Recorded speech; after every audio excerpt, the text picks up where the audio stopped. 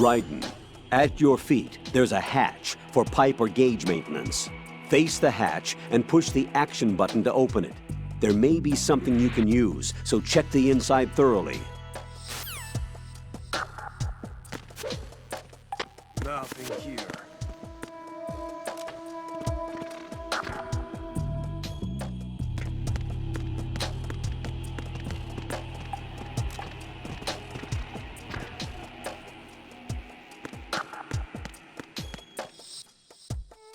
Hmm?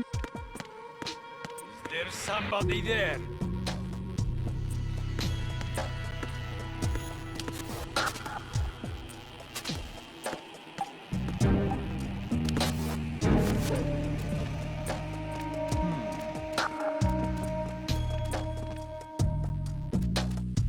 Nothing here. Freeze! No! Please don't.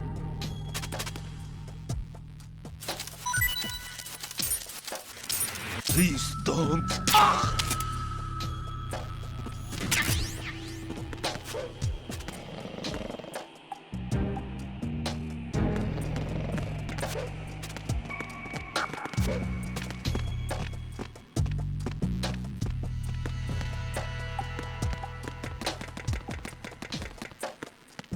Freeze! Help!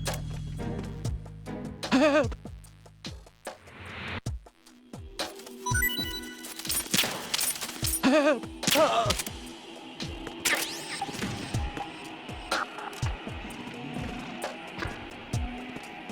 Why are you late with your status report?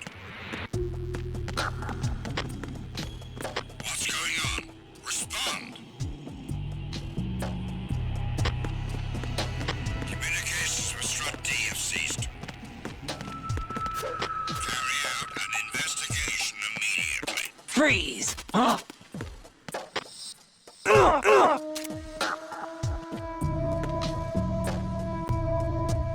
Don't kill me. It was nothing. Okay.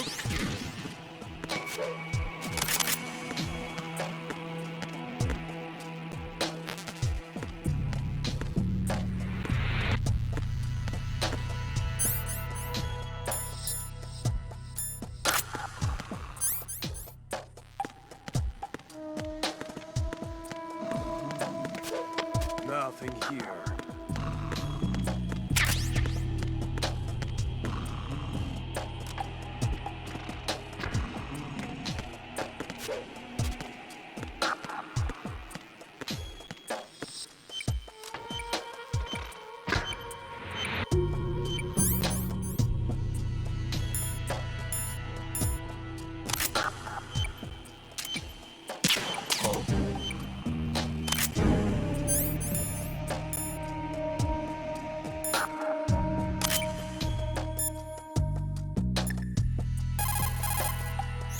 I just got a call from Pete. He made it to Shell 2.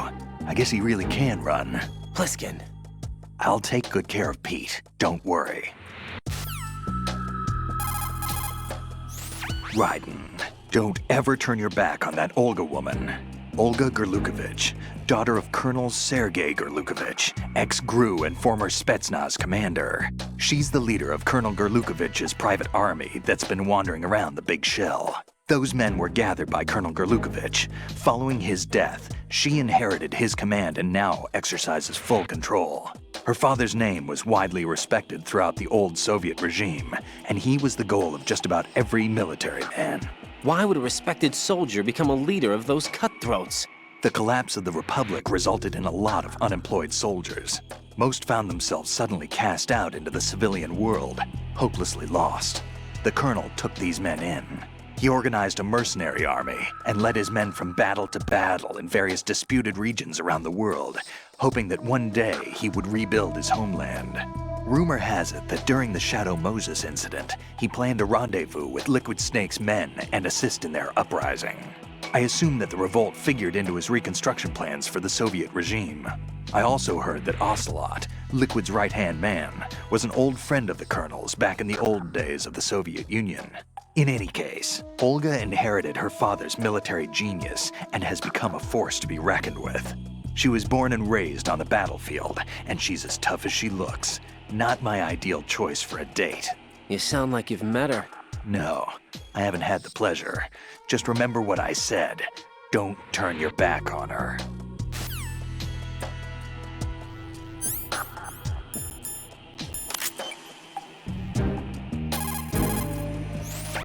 Looks like the enemy sentries have the defensive perimeters of each strut covered.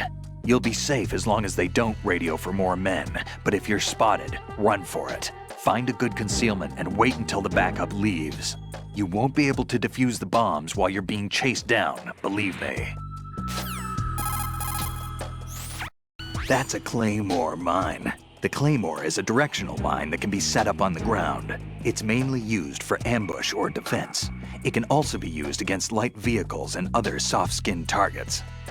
This mine goes off when it detects someone approaching from the front.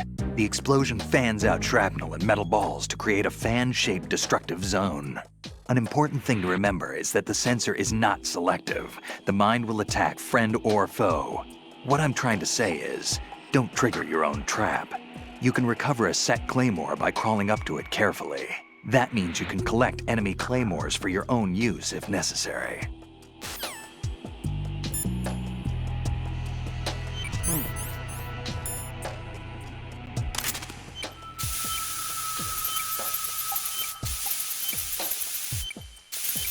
Nothing here. I have the last C4 frozen. There's nothing showing up on the sensor now. Good work, Raiden. You're way ahead of me, kid. I still have one to go. How's your bomb, Peter? It's a bomb, all right. Sealed C4, and in huge quantities. You think there's another one in Shell 1? For sure. Somewhere at the bottom of Strut-A. Why are you so certain? If this bottom section of the strut is demolished, Shell 2 will be well on its way to destruction. You mean that Shell 2 will actually sink? Not immediately. There'll still be 5 struts left. But if Shell 1 loses a strut at the same time, it'll be a very different story. The big shell's structural integrity depends on a very exact balance. If both shells lose a strut each, the whole structure will tear itself apart under its own weight. What do we do? I have a sensor that can locate even those scentless C4s. It makes combined use of a neutron scintillator and a hydrogen bomb detector. You brought that stuff with you? Of course, I made the calibrations while I was in the pantry. Does it work? I just tested it, and it definitely responds. But the best I can do is a sound beacon, not the radar. Sound? The shorter the interval between beacons, the closer the target. I get you. There's another one in that pantry I was in. You can go back and get it. It's all yours, Raiden. I'm going to study it some more and see if the freezing process will work. Don't touch the other one until I say so. Okay. I'll stand by until you radio in.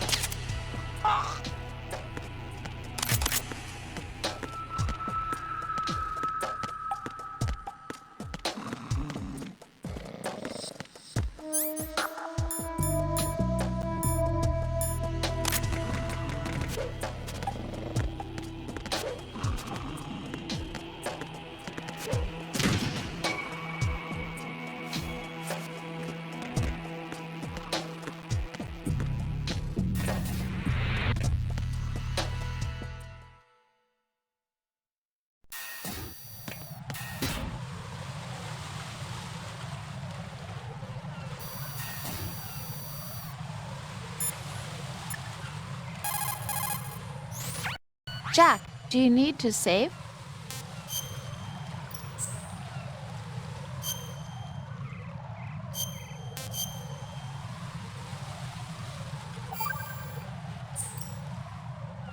Talk to you soon, Jack.